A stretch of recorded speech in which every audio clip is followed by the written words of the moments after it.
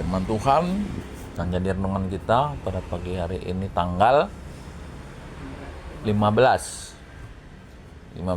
Maret 2024, kitab 1 Raja-Raja 5. Perikopnya persiapan untuk mendirikan bait suci.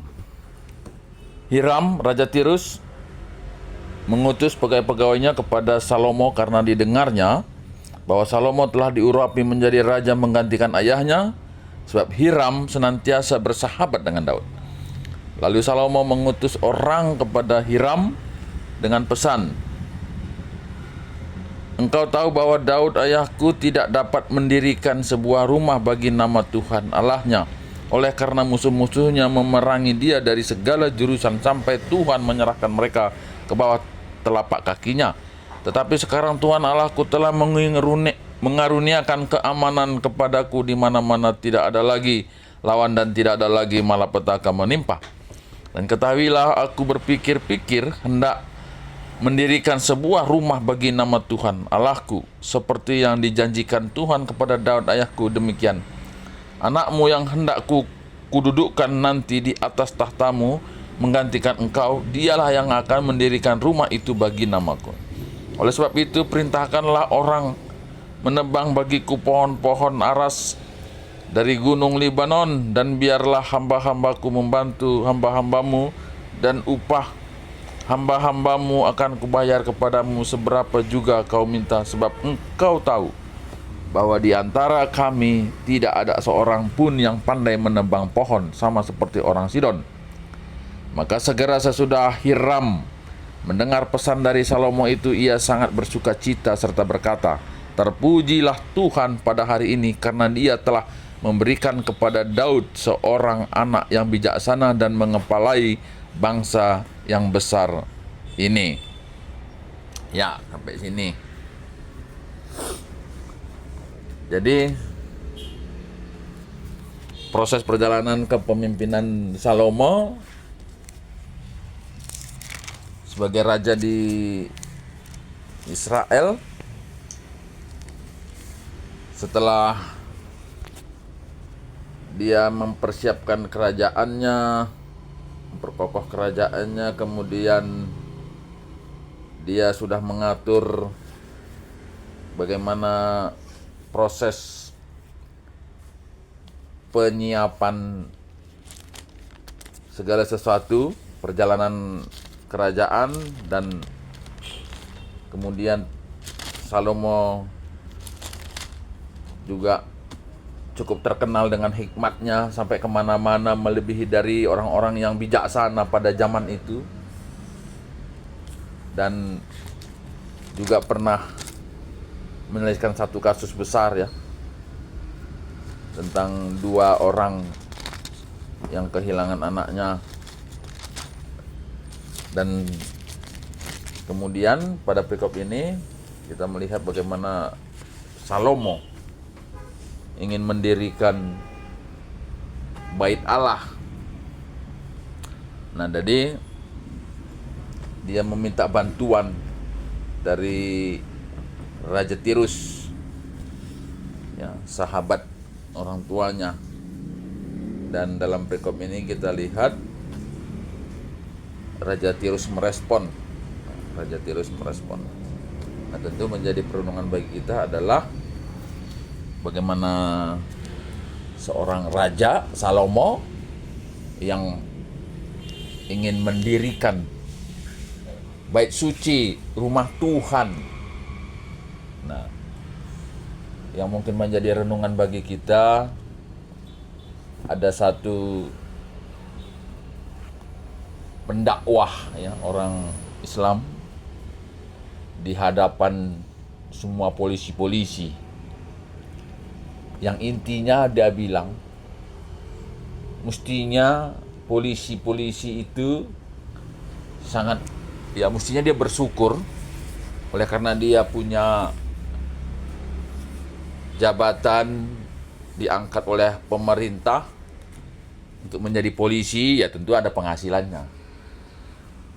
Yang tentu dari penghasilan itu, dari otoritasnya itu, mestinya dia bisa lebih dekat kepada Tuhan gitu ya.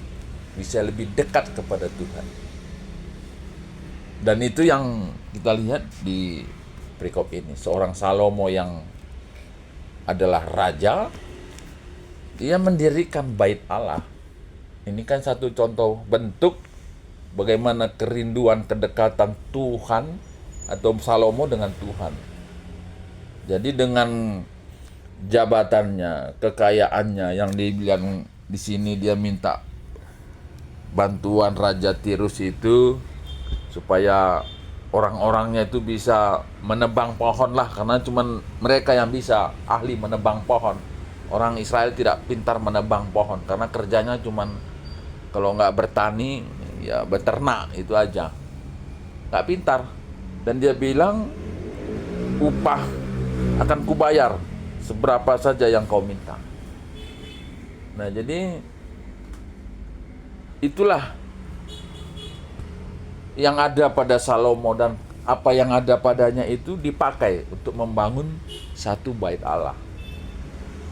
Nah bait Allah ini adalah rumah Tuhan yang tentu untuk nanti membangun hubungan lebih dekat dengan Tuhan. Nah saya kira ini menjadi perenungan bagi kita bagaimana orang-orang pada zaman ini sudah mulai gitu ya, agak lebih jauh lagi dengan Tuhan.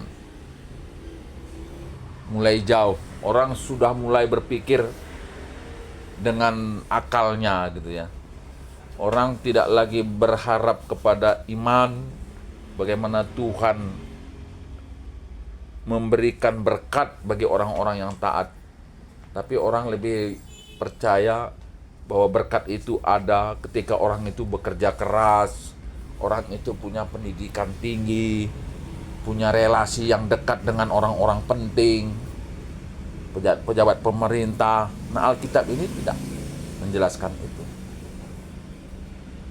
Nah jadi, dan kalau kita lihat justru orang-orang yang punya jabatan, punya uang yang banyak itu bukan makin dekat dengan Tuhan gitu ya.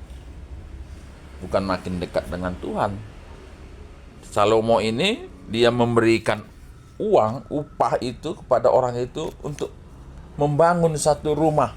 Nah rumah ini kan jembatan untuk memberikan hubungan dengan Tuhan yang lebih baik lagi. Nah mestinya ya, jemaat-jemaat Tuhan pun yang lebih diberkati itu mestinya lebih dekat dengan Tuhan. Dia lebih banyak bisa berbuat untuk membangun hubungannya itu lebih dekat dengan Tuhan. Nah tapi yang kita sering banyak lihat justru sebaliknya. Orang yang biasa-biasa lebih taat, orang yang kaya justru ya, memberontak gitu ya, atau malah menimbulkan satu pemahaman yang lain pula dalam persepsi Alkitab.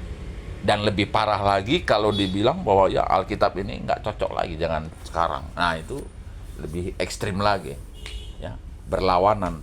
Nah tentu itu pengajaran yang tidak benar. Nah jadi marilah kita pun dalam konteks ini adalah bait Allah, yaitu rumah Tuhan, gereja lah zaman itu. Tapi sekarang ini adalah bait Allah itu adalah diri kita. Bagaimana kita membangun bait Allah dalam kehidupan sehari-hari? Alkitab sudah jelas bilang bahwa ketika kita memuji Tuhan, ketika kita mendengar firman Tuhan, itu juga sudah termasuk dalam membangun bait Allah, menghadirkan Allah di dalam diri kita. Oleh karena tubuh kita ini adalah bait Allah. Bagaimana kita mengundang Allah hadir di dalam baitnya? Ketika kita merenungkan firman Tuhan, melakukan firman Tuhan, itulah membangun bait Allah. Jadi sebetulnya kalau Raja Salomo oleh karena dia punya posisi jabatan sebagai raja dan punya uang banyak, dia membangun bait Allah dalam bentuk fisik. Tapi kita pada saat ini sebetulnya tidak perlu kaya, tidak perlu punya jabatan. Dengan kesederhanaan semua orang bisa membangun bait Allah di dalam dirinya dengan firman Tuhan. Jadi marilah kita yang saat ini dalam akhir zaman ini. Tentu banyak hal yang kita lihat di luar sana, di Android kita yang mungkin sangat tidak sesuai dengan firman Tuhan ini. Orang berlomba-lomba untuk mendapatkan sesuatu dengan berbagai cara. Tapi marilah kita membangun bait Allah di dalam kehidupan kita, di dalam diri kita, supaya kita tetap fokus sebagai orang-orang yang taat kepada Tuhan. Ketuahan kalak si megikan kata di bata dengan si makaikan saat baskil kadung terkuari. Haleluya. Amin.